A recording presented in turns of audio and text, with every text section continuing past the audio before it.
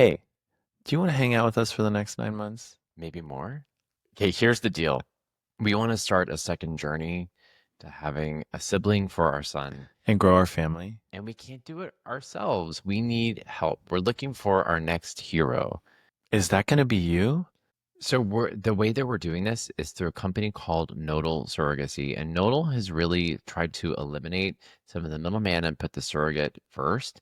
They've made it really easy for gestational carers and surrogates to match, and it's sort of like a surrogacy dating app. So all you have to do is go to the link in our show notes or check out the link on our Instagram, and you can apply. And remember, when you apply, you're just applying and you're getting more information, and it's only the first step. Here's the thing that I think the most potential surrogates are concerned about. They're concerned about what are other people going to think. Listen, people are going to judge you no matter what. So what do you have to lose?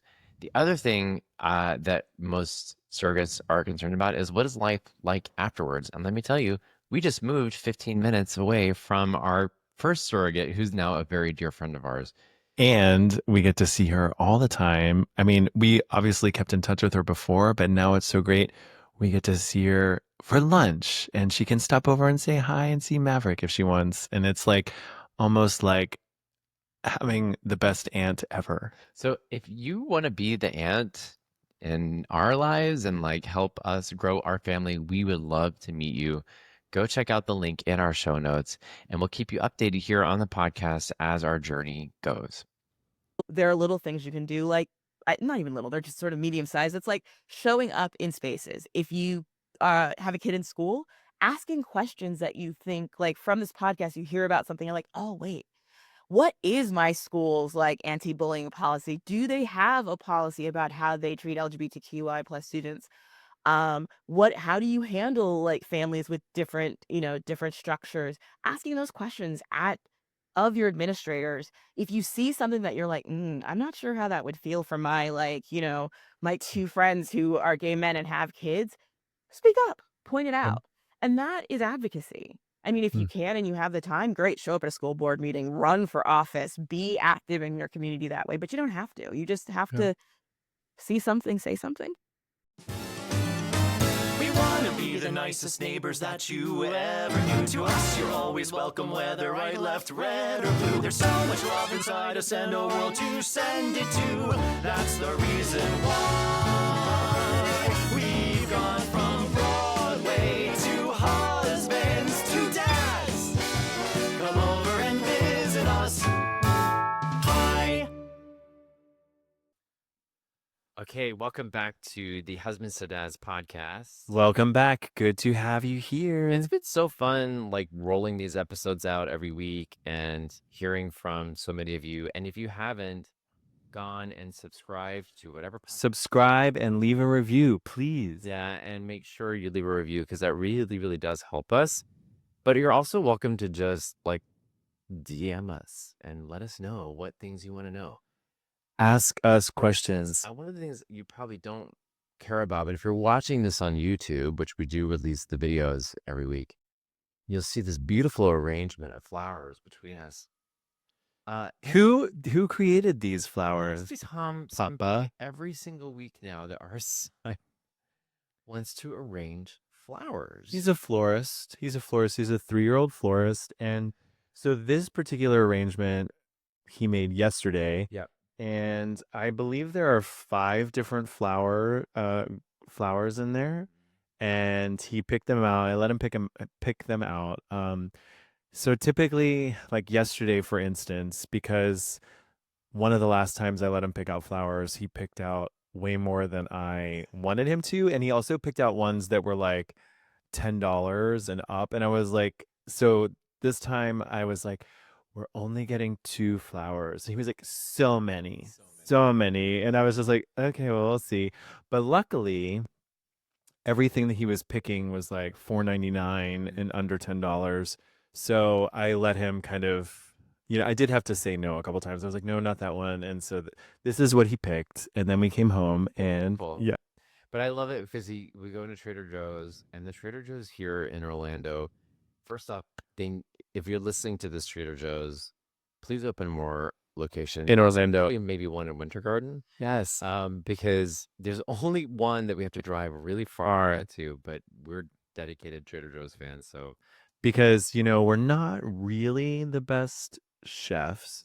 So we need all the help we can get, and Trader Joe's usually makes it all work. So they have these little carts that kids can actually push themselves, and Mhm. Maverick loves it. So what we do is we let him use the little cart to buy the flowers. Yeah. And then he buys them. And I just want to say really quickly. So the first time we went, the Trader Joe's that we went to in Texas did not have children's carts. So the first time I went, I was by myself with Maverick, and they have children's carts there. And so I let him use the cart, and I did not use a big cart because I was like, there's no way I'm going to be able to manage him and push a big cart and let him push this little cart. So I was unable to really shop. So what I quickly learned, here's a trick, and way to go at Trader Joe's if you have a toddler who wants to use the small cart, this is what I came up with. I say before we get there, I say, no, we're going to shop and you're going to sit in the cart while I do all the shopping and you can help me. And then we're going to take all the groceries out to the car and put them in the car. And then we're going to come back and you can use the small cart. And usually I let him do the flowers. Yeah. Okay, so there's a couple things that I thought would be really good to talk about today, leading into our conversation with our special guest today is Luce Remy, who works with Family Equality. If you don't know Family Equality, they're an amazing organization that is literally fighting in every single state in this country and federally to get equal rights for gay families. And they have done pretty amazing things, which you'll hear her talk about. But of course, amidst as we're launching into this, literally yesterday, the Supreme Court said it is that parents are now able to opt out of classes where they're going to have LGBTQ plus or inclusive books. And so now it's not even opting out of classes. I think that it says, so the Supreme Court issued an order on June 30th that contained its follow-up to the appointing ruling of U.S. versus Scarametti. It's basically saying, they're basically going to allow states to ban transgender care. And North Carolina passed a bill just this morning, saying that they're banning the rights for parents to choose with their child and their doctor how to give and provide health care to their children, which I think is just unbelievable. But then this Scarametti court case basically says that parents can opt children out of classes that have storybooks with LGBTQ characters. So if it's a book that has gay dads, gay Right. moms, But so go ahead, keep right, going. you can literally pull your kid out, but yet there's schools where they're forcing them to put the 10 Commandments, and no one can opt out of that. But you can't opt out of a story that has a mom and a dad. Is that, I mean, that would be the same thing. I mean, that's the same thing. I'm not going to go to your school if yeah. you're promoting heterosexual parenting. And so the thing that kind of opens up for me is the obvious things. And then how do people navigate, how do schools navigate that? Because if parents are all coming and saying, I don't want them to do this, I don't want them to do that, then how is the school able to run the curriculum and teach the things they're trying to teach? And that can limit so many things. Alito's opinion on it says that not letting them opt out for parents is infringing on their rights to religious freedom, which makes zero sense to me.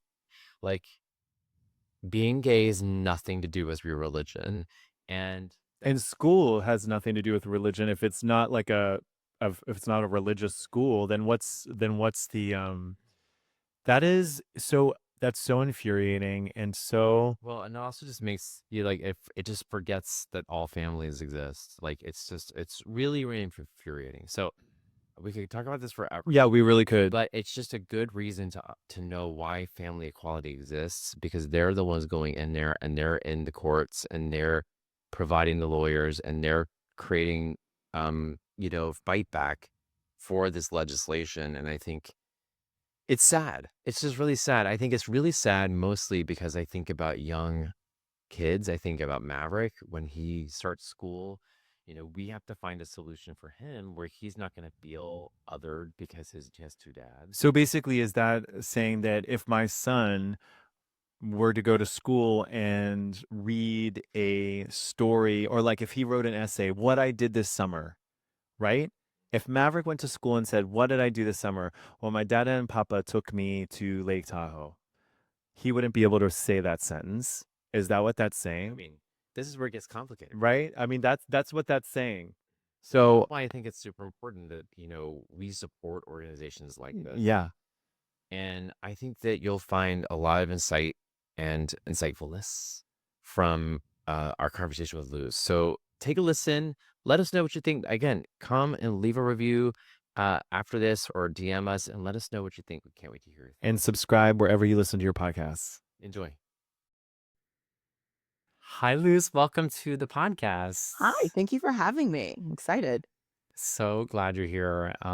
Let's just dive right into some of these questions that we have for you, because we're huge fans, as you know, for family equality. But what are some of the common challenges that LGBTQ plus families face, particularly when it comes to societal acceptance or even legal situations or navigating institutions like schools and healthcare? You're diving right in, and you're right in my That's wheelhouse. right. Let's hear it. So so I'm gonna start with sort of the downer and then go to the sort of the positive. Like I want to say that like the challenges for LGBTQ plus families sort of start even before you show up at your first doctor's visit or you click on a website. So you're going to face challenges, particularly if you're going through like reproductive fertility, whether you are an LGBTQ plus couple, a single woman, a single man, lesbian couple, a gay couple, you are going to find that insurance doesn't usually hasn't in the past covered most of your fertility needs, particularly because it's based on a very old definition of infertility that assumed, two hetero people doing the do. So we have seen in the past couple of years that this association for ASRM, they are lovely. They basically Reproductive yeah, medicine. Yeah. American Society for Reproductive Medicine, so many Hmm. acronyms. Yeah. They have actually come out recently in 2023 with an updated definition of infertility that encompasses single individuals and LGBTQ plus couples. That's And right. what they are doing by doing that, and one of the things Family Equality did was work with them and really advocate with ASRM about this need for an updated definition, is because with this updated definition, we can go to insurance companies and be like, you are not actually treating individuals and LGBT couples fairly. And so once with this new definition, insurance companies are changing. We've seen organizations like the National Women's Law Center, National Center for Lesbian Rights, also suing a lot of insurance companies to make their policies more inclusive. So the downer is it starts before you even show up at the doctor's office, or you go to an adoption agent or a foster placement company organization, because oftentimes, depending on the state you're in, a lot of law around family is very state based. And so the state you're in can dictate whether or not an adoption agency, a foster placement agency, is willing to deal with you, because certain states allow what we call license to discriminate bills, where it says that an organization that has a deeply held belief can discriminate against a perfectly qualified LGBTQ plus couple, a Jewish couple, someone with disabilities, low income. And so these license to discriminate bills are based on a misinterpretation of the like Religious Freedom Restoration Act, otherwise known as RFRA. So this is where I get into the weeds. But so you're going to face these challenges. So the first thing you kind of need to do is, one, check your insurance. If you're looking at foster care or adoption, check what the state laws are. We have a state-by-state guide that focuses on foster care on Family Equality's website. We also have one around adoption as well. So you can start there. Once you get into the doctor's office or you find a placement agency that is affirming, because there are lots of them out there, you just have to kind of look for them. We find that those, once you're in a good place, the fertility specialists are really understanding nowadays about queer couples, queer individuals going through their journey of creating and forming their families. Similar with good adoption agencies, like we can. I know a couple because I'm actually going through the process in Washington D.C. So I've been like dealing with the list of them, and then the challenge is once you are going through that process, it's making sure that you're gonna find sometimes there's people have different levels of awareness. So sometimes you're gonna find sort of what I like to call microaggressions of people not really understanding and not really being assuming a very Western nuclear family in the structure of what your journey is like. And then but people are learning. Oftentimes people are trying to learn and do better. So I think those are the real first challenges they Mhm. navigate. When it comes to schools, it's still the same thing about we are we are a Western society. There's an assumption of the modern nuclear family, and people just assume. One of my favorite phrases, and I think throughout this podcast I'll probably say, is something my mother used to say. My mother, and my grandmother used to say, like assumptions they make in a butthole. Ass of you and That's me. it, That's right. literally. Right. So Mm-hmm. wasn't sure if we could That's right. curse here, so I was like, um, Yes. so assumptions. And so oftentimes people run up against assumptions, and these assumptions not just are sort of othering to them, but they can also make parents, children, caregivers feel unsafe. So they don't express their needs because if you make an assumption at the beginning and you push that on someone else, they're like, oh, well, this is what you want from me. So Mhm. therefore, I don't feel safe telling you what I need. And that can really have deep impacts on how a kid shows up in school, whether or not a parent advocates for a child, whether or not you advocate with a healthcare provider, how you're dealing with a state agency. Parents, we find that LGBTQ plus people are much less likely to go in and seek the help and the services that they need if they've had an experience where they were othered or assumptions were made about their family structure or people indicated that they weren't supportive or at least open to that reality. Yeah. Wow. Um, so we talked a little bit about the challenges, and you sort of started to talk about some of the successes. But can you be a little bit more specific? Can you share a success story from your work at the Family Equality that highlights the positive impact of inclusive communities? Yeah, so it's Yeah. interesting.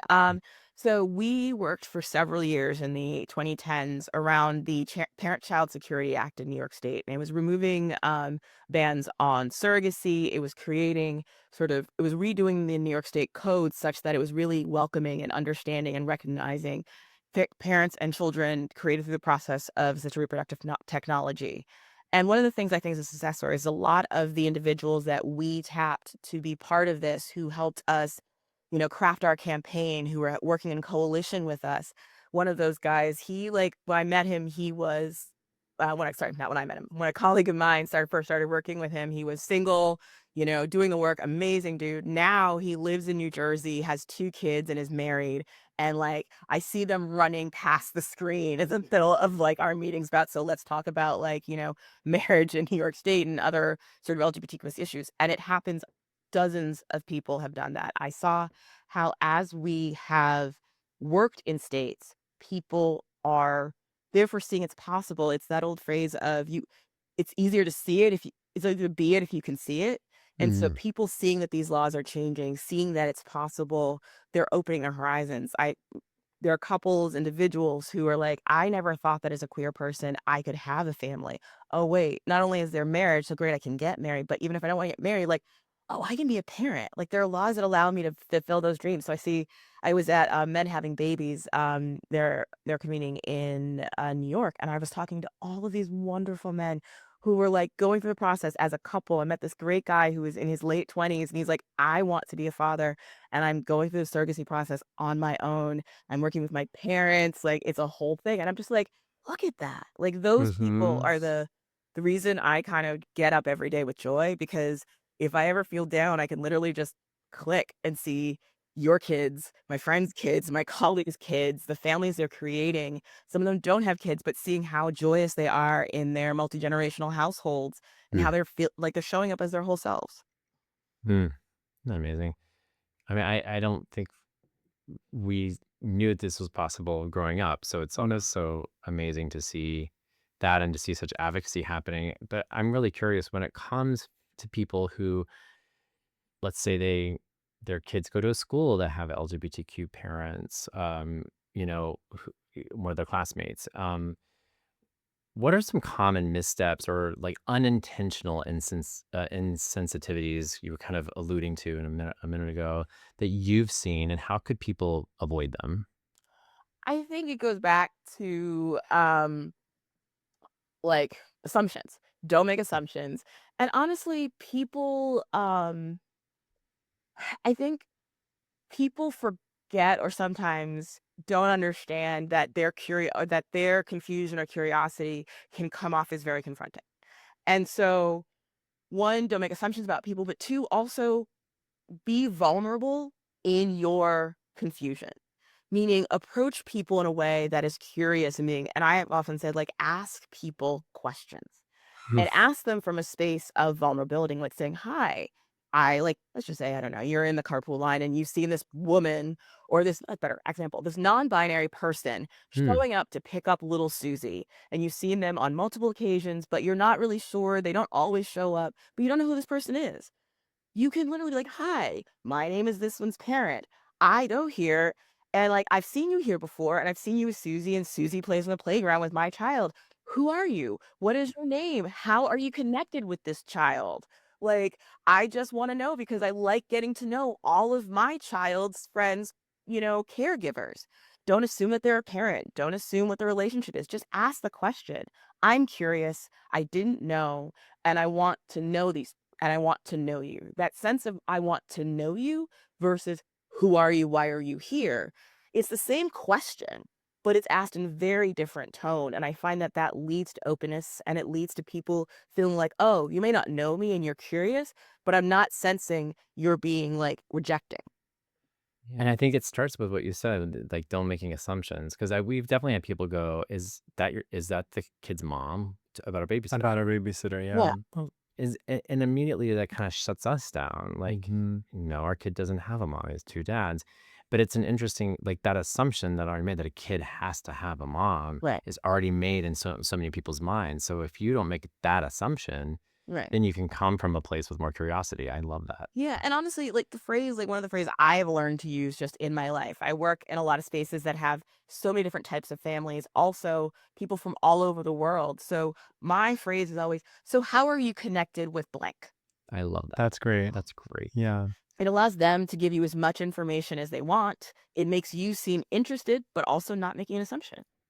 I love that. Writing that on a T-shirt. Okay. And then for the parents outside the LGBTQ plus community, how can they teach their children to be allies and to understand the diversity of family structures?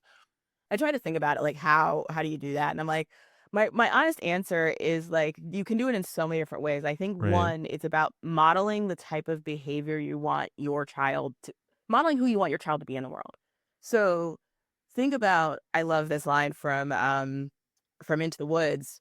Careful what you say, children listen. So it's really the things you do, you say, how you treat people when you are by yourself. It's you and your partner, you by yourself with this kid. You're watching the news. I vividly remember as a child something homophobic my dad said when I was like 9 years old at the news when we were watching dinner. And that was one of the reasons it took me longer to come out. But if you show a level of respect and a level of openness and interest and curiosity in a very compassionate way, that's what your child is going to do. And second, when they come to you with the question, treat it with openness and being like, okay, and factualness. Like, I think you don't like, oh, why are you asking? What's going on? Just treating it like, okay, it's a completely normal question. I'm Hmm. going to answer it. Also, you don't really need to give them the birds and the bees talk at their 5. Right. Give them an honest, factual answer that their brains are capable of. And Yeah. particularly, third thing is in this environment that we're dealing with right now, where we're seeing a lot of like book bans, don't say trans, don't say gay bans in schools, focuses on what's in the library. Age appropriate reading material is so important. We all, as individuals, as parents, as family, we don't know everything, but there is someone who's written a book on it. Mhm. And having access to libraries and having access to librarians who are some of the most like righteous and interesting people you will ever meet, like they want to help. Having access to those people and giving them the opportunity to give you information is so critical. So go to your librarian. If your kid asks a question, give them the best answer you can. Then go to your librarian and say, "Hey, my child asked about this. do you have an age appropriate book for them? And also, when you're thinking about it, if you have people in your community already that you know, one of the things my mom did and one of the things I do, because I grew up in the 70s. Well, I was born in the 70s. I mean, not me age myself that much. So I grew up in the but one of the things my mom did was give me lots of reading material. So I remember one of my favorite books was like Mommy's at Work, and it was all of these different pictures about kids with moms who went to work and all the jobs they could do. There are equally good books about different types of families. And my mom did that consciously and gave it to all of her friends' Mm. kids when they were at reading age. So I have a list of books that I just have now identified for each reading age. And for all of my straight and anyone, I'm just like, here. And unless I know it absolutely will not be accepted in your household, this is what I give you as a present so that it's in your bookshelf for your child. Mm-hmm. Put it there to begin Yeah. with. Yeah. Yeah, books are power. How does family equality help families advocate for their rights, particularly in those states and those regions that have less legal protection for LGBTQ plus families?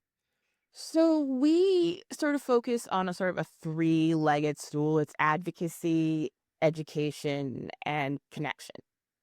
I sort of I deal with the advocacy arm of it and lead an amazing, small but mighty team of professionals and experts. And so we do the advocacy work. So we're working both at the state and at the federal level, working with a lot of the equality orgs in different states, helping them as they track bills that are as they push forward proactive legislation that's in favor of LGBTQ plus families, or we fight back on those bad bills like the discrimination bills, the anti-trans bills, all of that. So there's that level where we're doing that work. But as we do it, we're writing bill explainers, we're writing FAQs, we're out there doing our state by state guides that we're already doing on adoption, on voluntary assumption of parentage, on all of these different issues. So our website is full of resources that way. Yeah. And then that also leads into the education portion. So we do a lot of peer support spaces for for current parents, for adoptive parents, for people going through their fertility and family formation journey. We have peer support spaces. We provide advice in different types of webinars in that way. And then there's community. We also make sure we do a lot of events. So we, as Family Equality, organize I'm like thinking about my head of programs is telling me exactly what the phrasing is. It's like we organize the largest gathering of LGBTQ plus families in the world every summer in Every Provincetown. summer, Provincetown. Yeah. That's right. And I went this year and we had like close to 800 families there. And so there's some great pictures on the beach of all of these families and all their diversity of color, size, just all of these different things. And they're there just having joy and time together. So we do the family weekend, we do regional family week in Provincetown. Then we do regional family gatherings that are weekends. So we just did one in Midwest and Minneapolis. We're going to be doing one in Atlanta in the spring. And we're looking on rolling more of those out. We're also building out a network to really connect other parents to each other so that they're able to. We have a great and active Facebook and their Facebook group there. So that's how we're doing it in three different ways. Amazing. And is the best place to go to get some of the information you just talked about the Family Equality website? Yes, it is. Okay, So on that website, it'll break down into both our policy work, great. asking questions, resources, and events. Yeah. Hey, friends, quick pause from today's episode to tell you about something really special that we built just for you. If you've been loving these convos on husbands to dads, then you'll definitely want to check out the Broadway Husbands Neighborhood on Substack. That's where we get even deeper with our weekly joy chats and where it's just us, real talk, real life, and a little sparkle. Plus, we host a monthly community dance class. Yes, you heard that right. Whether you're a total beginner or just love moving your body with other people, it's joyful, it's low pressure, and it's full of love. Plus, every week we share thoughtful articles and newsletters on parenting, queerness, creativity, and community. Basically, everything that makes this little corner of the internet so special. So if you're ready to be more connected, more supported, and maybe even just bust a move with us, Mm, mm, mm. Come join us on Substack. Just head to broadwayhusbands.substack.com or click on the link in the show notes. We'll see you in the neighborhood. And what role does advocacy play in creating lasting change for LGBTQ plus families? And how can individuals get involved in that advocacy? So advocacy to me is like there's sort of me, capital A advocacy, and then I think there's what them, and I think that can be really intimidating to people because they think, oh, if I'm not, wearing the protect LGBTQ plus families shirt and I don't like do this like 20 hours a week, that they're not engaging in advocacy. That is not the case. Lowercase advocacy to me is being what I'm now calling being an accomplice. So I was at a meeting and someone said, I'm no longer looking for allies, I'm looking for accomplices. Mm, I And I love love it because that. it's a better description of what I think queer families, LGBTQ plus people need. We need people who are willing to go with us on the journey and be with us in the accountability of if it goes wrong. We want to be not just with allies, but with accomplices. But being an accomplice is someone who is very clear about what their values are, will speak up. And also, it is in small ways. It's just your parents group, making sure that you, as much as you are safe, be visible, you know, be present, talk about your family. If you don't feel safe doing that's cool. I understand. Be protection is the first thing, but as much as you can be visible and vocal, that's really important. If you as an ally, as an accomplice. I think then it's also there are little things you can do, like not even little, they're just sort of medium size. It's like showing up in spaces. If you have a kid in school, asking questions that you think like from this podcast, you hear about something, you're like, oh wait, what is my school's like anti-bullying policy? Do they have a policy about how they treat LGBTQI plus students? How do you handle like families with different structures? Asking those questions at of your administrators. If you see something that you're like, I'm not sure how that would feel for my my two friends who are gay men and have kids, speak up, point it yep. out. And that is advocacy. I mean, if you Mm, can and you have the time, great, show up at a school board meeting, run for office, be active in your community that way, but you don't have to. You just have yeah, to see something, say something. yeah, See, yes, yeah. that's so good. And I love the accomplice thing. I'm gonna use that all the time now. I love it. yeah, it's something that we've been asked to from other accomplices, is they'll say, how can we support you more? And it's like you just need to speak up, right, and say something when you see a lack of inclusion. I'm really, I think your website might have resources around what your school should have or like expectations to protect children um, and LGBTQ plus families to be more inclusive. But I want to know what gives you hope for LGBTQ plus families in this future, and especially as we're entering this new administration, and what gives you hope for their acceptance in communities? The first thing that gives me hope is the fact that we've always been here. We have always been creating families. Um, and what that means is we will continue to create families. We will continue to find community and be together. And if we have to do it underground, we'll do it underground. And if we can do it visibly as our full and authentic selves, that's what we'll do. So that our resilience and ability to survive gives me hope that we can weather anything. Given this current administration, what also gives me hope, like, in that is that we are in a better place than we've ever been. We have marriage. We have a lot of affirming LGBTQ plus policies all over the country through the federal government. This stuff is there. And that a lot of the things we are scared about in a resistant or less inclusive administration has to roll back what already exists, which means that is work for them. I understand that oftentimes people can come at things from a space of, I don't like this, I don't want it. But are they always willing to do the work to roll it back?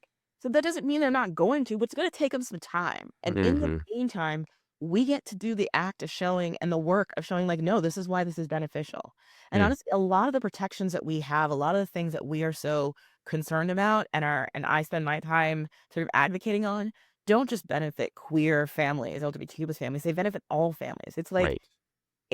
the difference between, equal rights and special rights.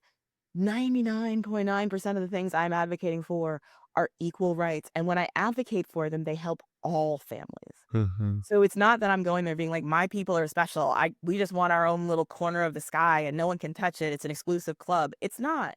when I advocate around things for like we're doing the John Lewis Every Child Deserves a Family Act, which is a federal policy that's focused on removing the ability of states to receive federal funding to discriminate against LGBTQ plus caregivers in the foster care and adoption process. When I do that law, that doesn't just benefit queer families, that benefits um, multi-ethnic families, it benefits low-income families, it benefits so many different types of families. They're not just queer. And So good. everyone should have that opportunity and the joy of building and, forming their family. Mm. I feel like you just kind of answered the next question. That last sentence was so beautiful. But if there's one thing you'd like all families, traditional or non-traditional, to understand about creating a more inclusive world, what would it be? I think kind of what I like, everyone deserves Right? joy. Yeah. Everyone deserves and has a right to that joy. And and family is an open term. It is chosen family, it is biological family, it is blended family, and we all deserve that. And we are pack animals. We don't know how to function without community. We don't know how to function without family. And why would we want a society where there's a portion of people who aren't connected? If they're not connected, then they're not invested, and if they're not invested, then they can do a lot of things because they're so lonely, they're so disconnected. So I want a world where everyone is connected to everyone else. I think it Mm, brings more joy to all of us. yeah. But I love that. What would you say to, let's say, a new queer family, new queer parents just brought their kid home, and maybe they live in a region that is less inclusive in the suburbs. There's MAGA signs everywhere, and they're scared, and they might be feeling a little isolated, and they're going through this process of thinking this child is the future, and I want them to feel safe and loved. What would you say to them? So I have two things. There's the lawyer in me, then there's the emotional person in me. The lawyer in me says, first things first, you have an amazing, beautiful family, protect it. So that means make sure you have your living will. Make sure that you have gone through the process of looking at how you do voluntary assumption of parentage. Make sure that not you have a court order, not just a birth certificate that lists both or all of you as the parents. If you are a multi-parent household, i.e., there's more than two people are the parents, look into what second and third parent adoption forms are so that you can make sure you're all connected to this child. The reason why I say that is because in the worst case scenario, you want to be able to have the most protections for you and that family, for that kid, so that the people you care about that are most invested in that child are always going to be there for them. So living wills, all of the things I like to say before there was Obergefell, what would you have done to establish and protect your family? Do those things. Mm. Now that you've done those, well, now that we've done all the hard stuff, Yeah. um, the thing I would say is See, I'm going to give you an answer from the perspective of someone who does not know your reality, Hmm. which is I would advise you to look and find your community. Find the people who have kids, who are queer, who are inclusive, and get to know them. Um, yes, there are MAGA signs everywhere. I'm not asking you to be a rainbow warrior, but I am saying and be out there. But online, through like your local LGBTQ plus community center, you can find other families like yours, other individuals like you, and that can make you feel a lot less alone as you were navigating this process. And hopefully, your family is equally supportive of you. And as you are figuring out how to not drop the baby, as you are figuring out like what is the sleep schedule, bring them into this as you are doing them. Bring your family, bring that community that you have into it. And if you have friends who are straight and who want to be accomplices with you, as you are going through that legal process of making sure that you're doing second parent adoption, you have all this, talk to them about it. Talk to them about your fears, one, about the MAGA signs. Talk to them about what it takes to do a VAP, a voluntary assumption of parentage. Talk to them about the experiences you're having with the nurse who was really disrespectful on your 6-month visit. Talk to your allies and your accomplices about it so that they know what your reality is. And then when they go out, they can try to make it a little bit better for you. Because Mm. because if people who care about you, if they know that there's a problem, they're going to try to make the world better for you. Yeah. Most of my friends will burn down the world for me. So if Mm. I tell them there's a problem, they're going to work on it. And I think most of us have people like that in our lives. And that can make us feel safe in a world that feels very, And if you don't, they're out there. They're out there. Find We're them. just finding them online, finding them at your community center. Most LGBTQ plus community centers have groups for LGBTQ plus parents and have, workshops, seminars about the process. So you should be able to. If you can't, come to Family Equality. We have peer Family support Equality. spaces. We'll see you in Provincetown Yeah. Or Atlanta in the spring. or Atlanta. Yes.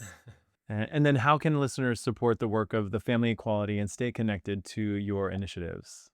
So we are on all the socials. So we are on Instagram. We are on Threads. We are on TikTok as long as that exists. We have a really active Facebook. Sorry, did I say TikTok as long as that exists? Yes. Yes. We're on, we have an active Facebook, so you can find us there. We're also at familyequality.org. So that's our website.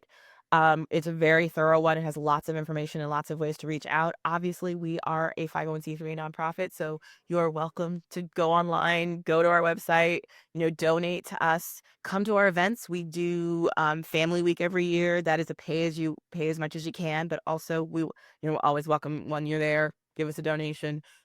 We do Night at the Pier, which is our annual gala in New York every May. So you're welcome to come to that. We do house parties. Some of our events are all over there. So when you go on our website, we'll be able to find all of that information. Before we wrap up, is there anything else you want to say or add that we didn't address? I think I want to say that right now can feel really scary. I know a lot of people are making a lot of choices to protect their families. I know people who are going out and getting married because they're like, we plan on doing it. We want to make sure we're safe. Um, and I think that fear, that sense of unease is very real. But don't let that be the thing that drives all of your actions.